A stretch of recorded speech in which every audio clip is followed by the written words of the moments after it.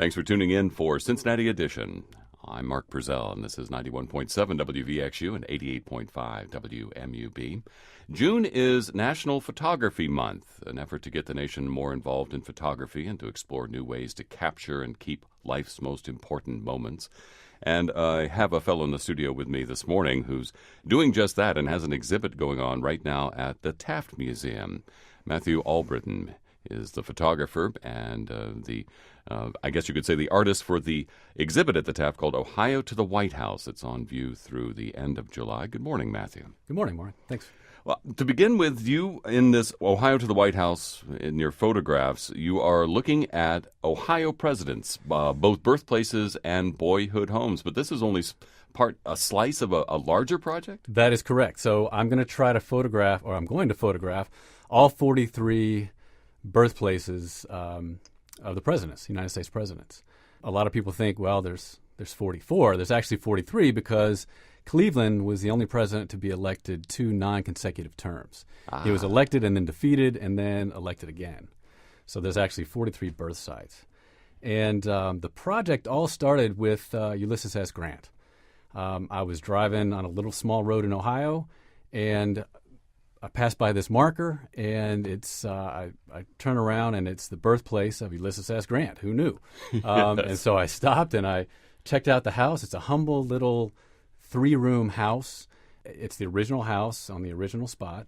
And, this place represents the start of the life trajectory for this great American, who fought with distinction in the Civil War. He was at Appomattox to get Lee's surrender.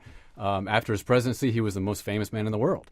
And he started right here in this 3-room, humble little house. So I thought this is a tangible place where you can touch and feel and experience the American dream. And know that you're walking in the footsteps of Absolutely. Grant. And this is exactly where Grant stood as a boy.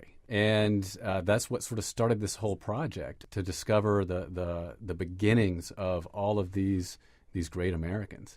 And it's been a real treat to go to these sites. I've done about a third of them so far, and learn about these presidents, learn about the elections, and learn about the sort of political history of America. We like to think now things are so polarized, and how's this country going to move forward? Well, in fact, you look back over the years, and there's been some contentious times. In fact, with Hayes, who's one of the Ohio presidents, it was sort of the Bush v. Gore of the day.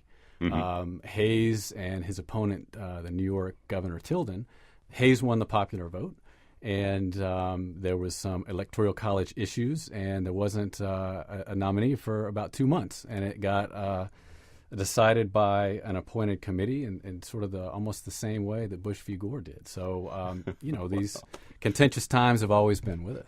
That's right. Just history all over again. Indeed, right? Indeed. Well, in your exhibit at the Taft, you're focusing, as you mentioned, mainly on the Ohio presidents. That's correct. And 7 Yes, so there's ones. 7. There's Grant, Hayes, Garfield, Harrison, McKinley, Taft, and Harding. And they're all kind of clumped together. The years span 1869 to 1923. And so I put all these together. There's 22 images in the exhibit. And what I've done for the edit for this exhibit is I wanted to have one picture from each site that represents how the site looks. And they span the range from from the actual house to nothing. Yeah, right? Absolutely. From the actual house to reconstructions of the house to a BP station for McKinley. Really? So it spans the range. So, first I want to take just a pretty straightforward picture of what it looks like if you were to go there.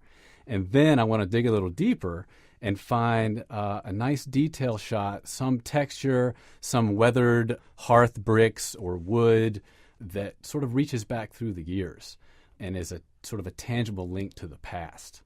And for some sites, that's quite easy. For Grant's boyhood home, it's the original home. So I was able to go inside and photograph the bricks on the hearth. Oh, yes. That, here is where the Grant family gathered around on cold winter nights, where they cooked all their meals right there. And so you can, again, it's this tangible, you can touch the past. You can touch that American dream, starting from humble beginnings and going anywhere you want.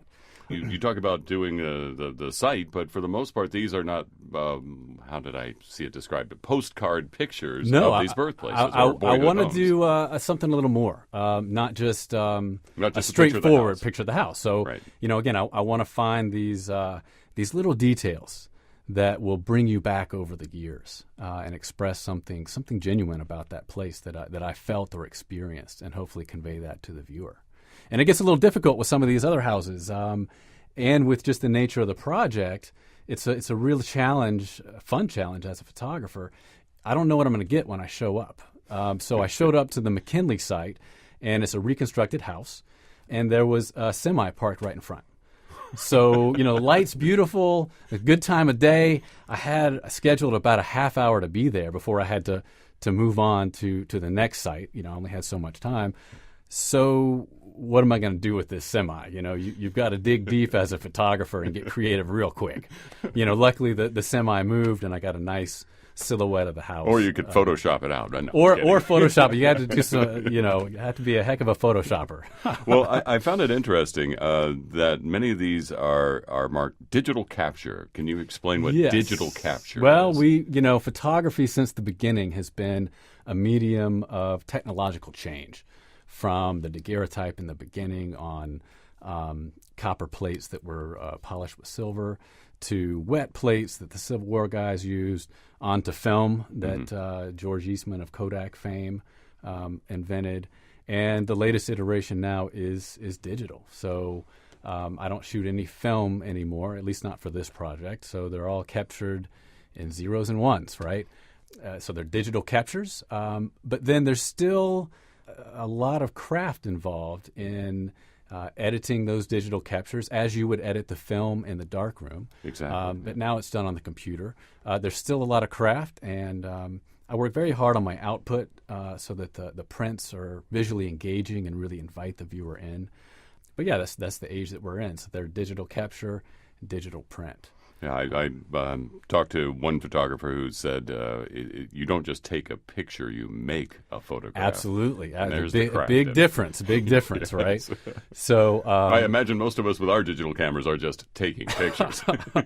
it's all about what you see, So I've made great pictures, with a pinhole camera, a tin can with a hole poked in it, and I've made really awful pictures with my state-of-the-art digital camera. It's all about what you see, about making that picture, connecting to something genuine. And that's what I'm after visiting these sites, is really connecting to something genuine and sharing that with the viewer.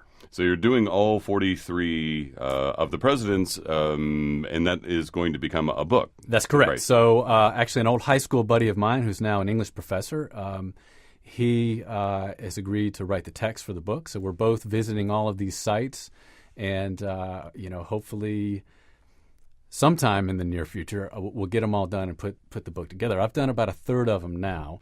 Before we have to go, I do want to ask, since it is National Photography Month, you've spoken to how photography has developed over the years.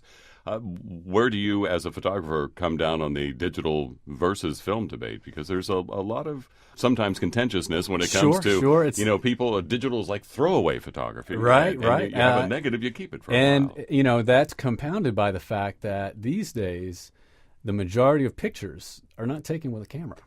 Mm-hmm. They're sort of a camera. They're taken with a cell phone. Right. Now the cell phone cameras have come such a long way that, everybody's got them in their pocket all the time.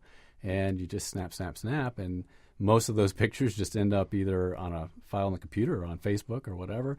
This same debate happened when the Kodak company came out with the Kodak Brownie camera, which brought photography to the masses. Their slogan was, "You press the button, we do the rest." So now you have, before that, you had to be good at chemistry. You had to make your own paper and film, and, everything. Yes. Now you get this camera for $1. And you take 50 pictures, send it back to the company, they send you the prints. So that was really the age of the snapshot was born with the Kodak Brownie. And, a lot of people see digital as diluting photography in the same way. I don't see it that way. We all take pictures for different reasons. And, just even getting your cell phone out, snapping a picture, it connects you to the moment. Mm-hmm. Whether or not that picture goes on to do great things or not, it still connects you to the moment. Well, thank you for being here this morning. Thank you. I enjoyed it. Matthew Albritton, he is the photographer who has an exhibit at the Taft Museum right now called Ohio to the White House, photographs by Matthew Albritton, looking at boyhood homes and birthplaces of Ohio's presidential people, Grant, Hayes, Garfield, Harrison, McKinley, Taft, Harding, all on view at the Taft through July 29th. You can find a link to the Taft Museum and more at our website, wvxu.org.